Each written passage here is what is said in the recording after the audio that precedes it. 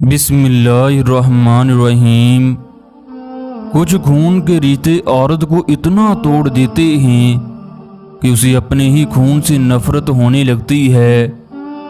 عورت وہ کتاب ہے جو پڑھی نہیں جا سکتی، جبکہ مرد وہ استاد ہے جو عورت کو سب کچھ سکھا دیتا ہے۔ عورت ساری عمر مرد کی نافرمانی کرتی ہے۔ جب مرد مر جاتا ہے تو فرما برداری میں 4 مہینے گھر میں گزار دیتی ہے۔ جو عورت خود اپنے بچوں سے خامند کی عزت کروائے، وہ عورت اپنے خامند سے انتہا کی محبت کرتی ہے اور اللہ سے ڈرتی ہے۔ خامند کو ایسی عورت کی قدر کرنی چاہیے۔ عورت کو اللہ نے خوبصورت بنایا تاکہ مرد اسے محبت کرے، جبکہ مرد کو عقل مند اس لیے بنایا کہ وہ عورت کی غلطیوں کو درگزر کرے۔ عورت غیر محرم کے ساتھ تعلقات اس وقت بناتی ہے جب اس کا شوہر اسے عزت نہ دے، اس کی قدر نہ کرے۔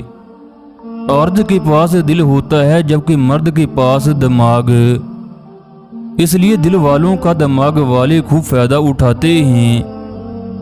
اگر مرد عورت کو سننا چاہتا ہے تو سب سے پہلے اس کی آنکھوں کو سنے، کیونکہ دل کے بڑے بڑے راز آنکھوں کے ذریعے عیاں ہو جاتے ہیں۔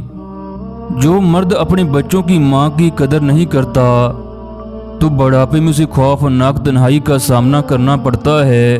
رشتے اس وقت کمزور ہوتے ہیں جب میاں بیوی کا ایک دوسرے پر اعتماد ختم ہو جاتا ہے۔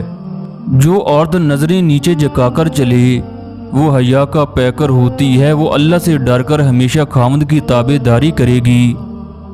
جو عورت بات بات پر آگے پیچھے دیکھے وہ چغل خور اور بے حیا ہوگی۔